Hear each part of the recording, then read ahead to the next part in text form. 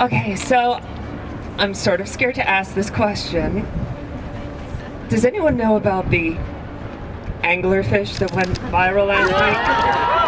Okay. Oh good, we're all as chronically online as I am. Great.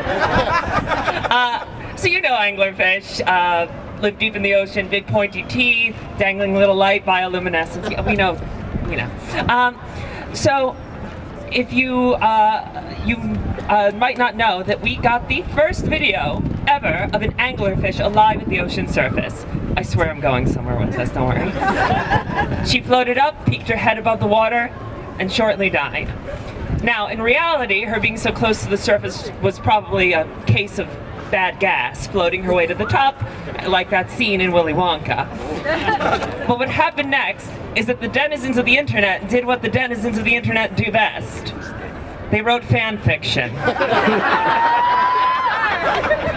Writing poetry, making art about how this anglerfish knew her time was up and against conventional anglerfish wisdom swam her way to the surface so she could see in her final moments for the first time a light she had not produced herself. She saw the sun.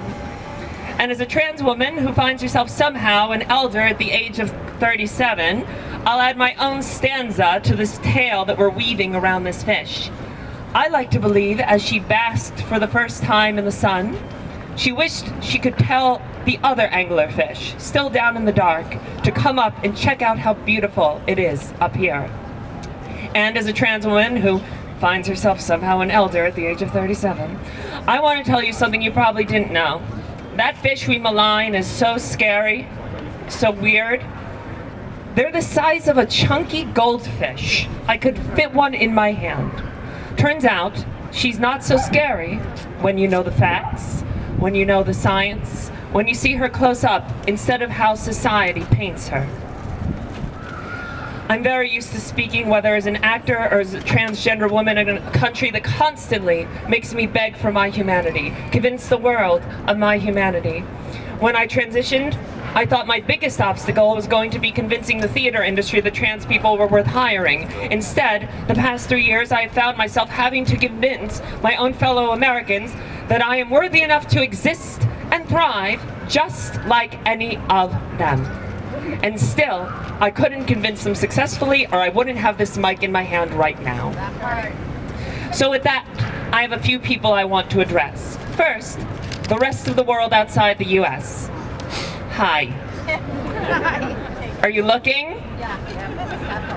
I see your ship listing to the right as well. And it's time to turn course. It's time to get involved. It's time to have tough conversations with your loved ones. Parents, mothers especially, time to check what woman-hating YouTuber your son is watching. It's time to stop saying, it's not affecting me. It will. And Europe should know that better than anyone else. Second, I'd like to speak to my trans siblings. What can I say? We knew. We told them. I don't have to preach to you. And don't let anyone dare gaslight you about what's happening. Third, Democratic governors and lawmakers. Go be as brave as Governor Janet Mills of Maine was this week, or get the hell out of the way of someone who will.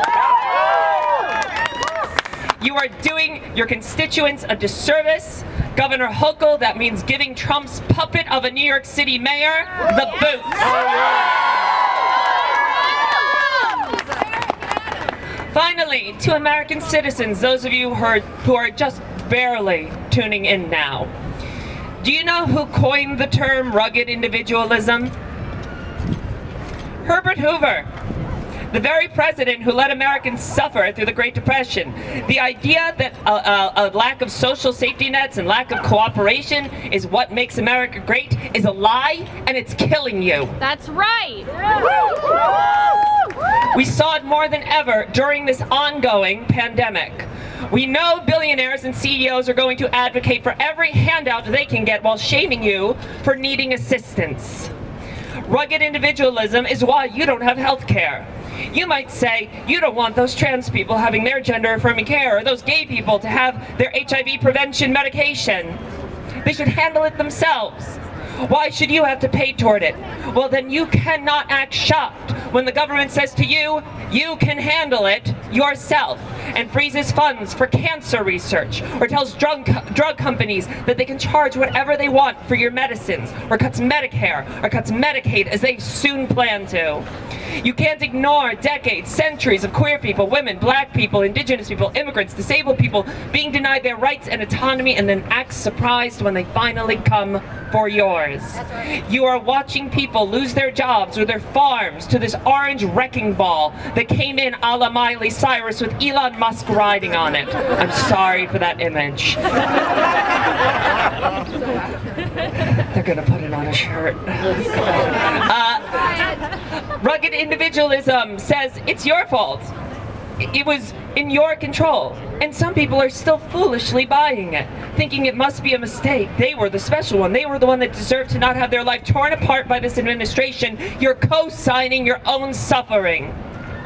So next time you find yourself in a bar full of people, an office full of people, a crowd at an anti-fascist rally, whatever, look around and ask if all these people work together toward common prosperity without worrying about, what if the person next to me doesn't deserve prosperity as much as I do?